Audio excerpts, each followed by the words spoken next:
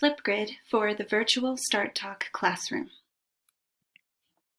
Before we begin, I'd like to tell you who we are.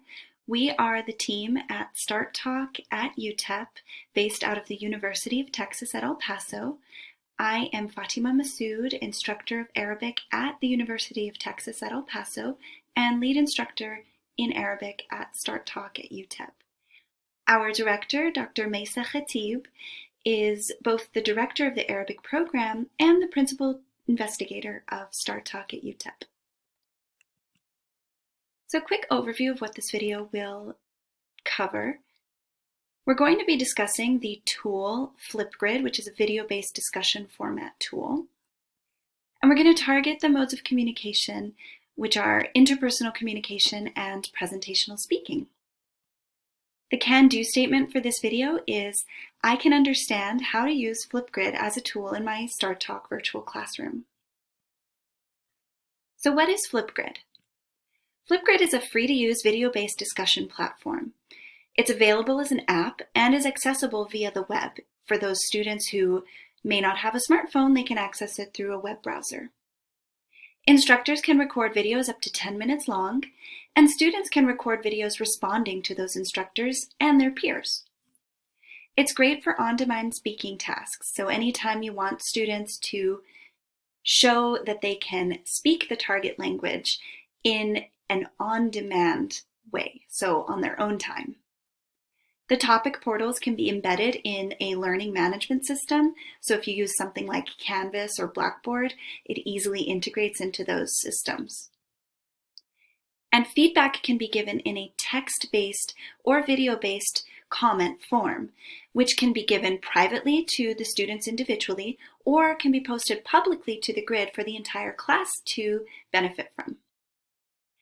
Lessons can also be recorded and made available to the class easily, and that is great for those of us who are not using a learning management system or who are not familiar with video recording platforms. It is a great way to streamline that access. Here's an overview of what, once you create your account, what your Flipgrid will look like, showing that it's pretty easy to use. You have your group name, so this is what you would call your entire group, your classroom. They get a join code.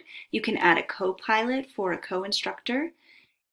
Here's the button where you can access any options to share up to your class. And you have, it's not populated here, but this is where the topics will be shown. And you have a button very easily to create new topics and provide videos for your students. So we're going to discuss Flipgrid in an online language class. Before I move on, there are so many great tutorials offered by Flipgrid if you just go to flipgrid.com. So this video is not going to cover how to sign up for an account, how to create a grid, or how to create a group. You can go to Flipgrid directly for that information. So we're just going to talk a little bit about how you might utilize those tools in an online language class. So we're going to discuss Flipgrid when it's used in an online language class and base it in the way that we use it for the college level students at the University of Texas at El Paso. I will not be going over how to set up an account, how to create a grid, or how to start recording.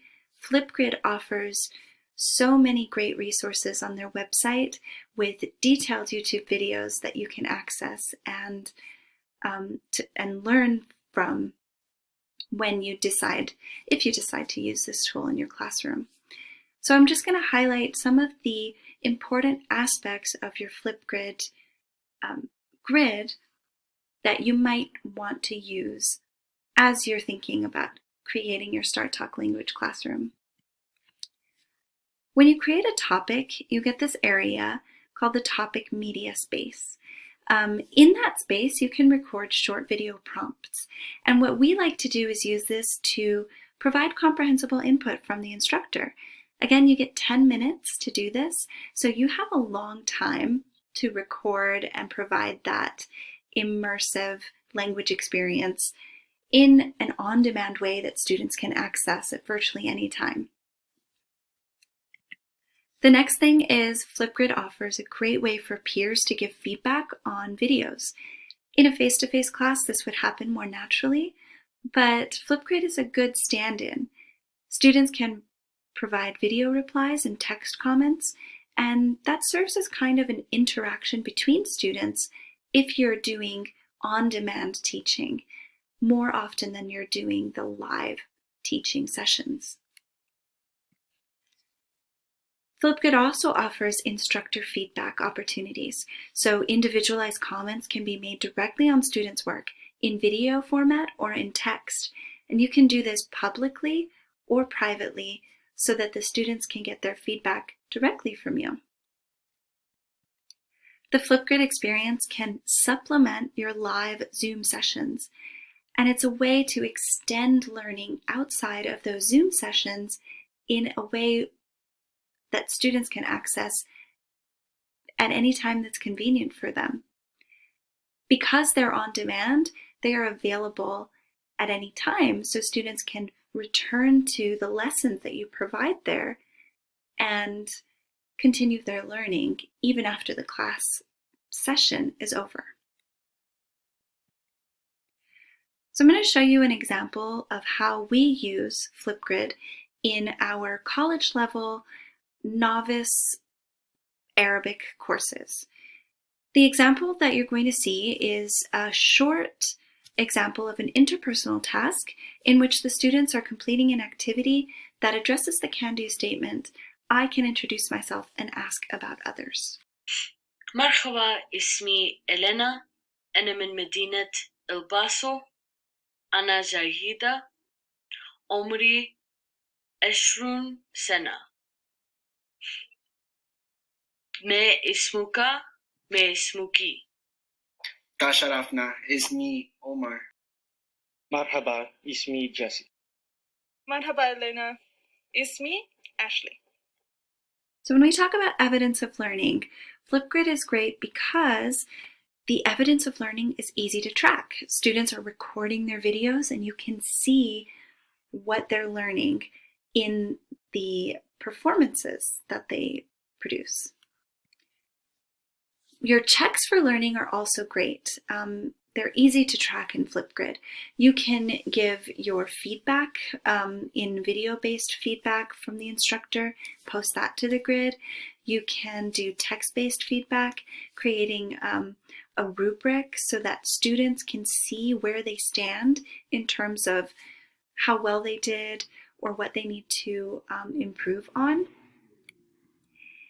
And as I said before, since Flipgrid can be used to supplement those live sessions, you can develop your assignments around the grid and embed those checks for learning.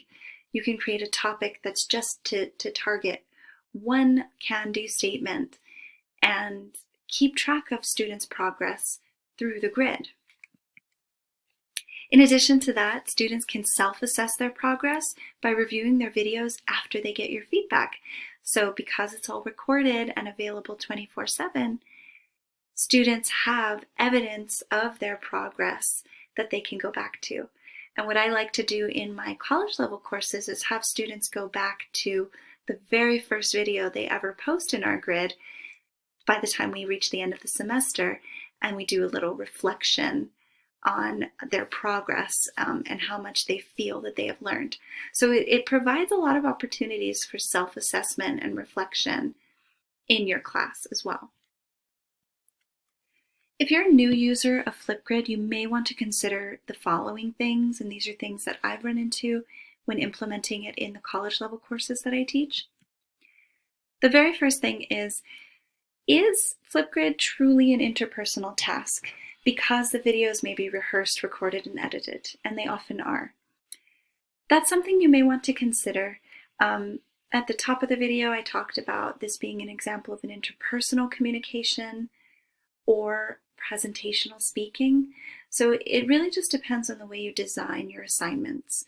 So what I would think about is, what is the purpose of this task and how often you're using Flipgrid, and providing as many opportunities where the on-demand Flipgrid experience can mimic those more impromptu unrehearsed interpersonal communication tasks that we would have in a typical face-to-face classroom.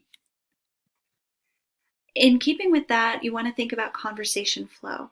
So students can reply to their peers, but the thread is limited.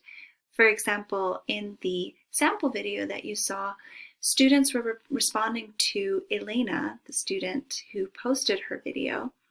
But if Elena wanted to respond to one of those students in that thread, Flipgrid won't create a tree where those replies can be easily tracked.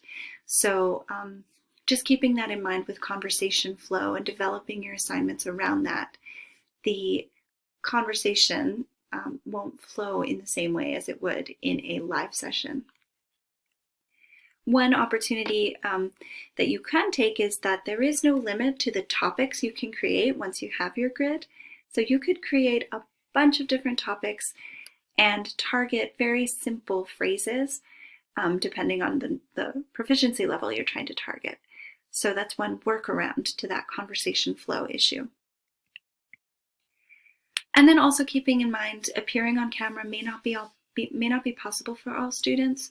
There is a flip filter that pixelates the students' faces, but you want to be aware of what is appropriate for the age ranges of your students. And I would also recommend having a code of conduct or norms for your Flipgrid classroom that you go over with your students before you have your first Flipgrid assignment. Here are some Flipgrid tutorials and resources. As I said, there are so many in there. The Getting Started tutorial will give you a general overview of how to create your account and how to get started. So I highly recommend that. And if you'd like to contact us, our emails are provided here. I hope you learned something new from this. If you have any questions, please reach out. Thank you.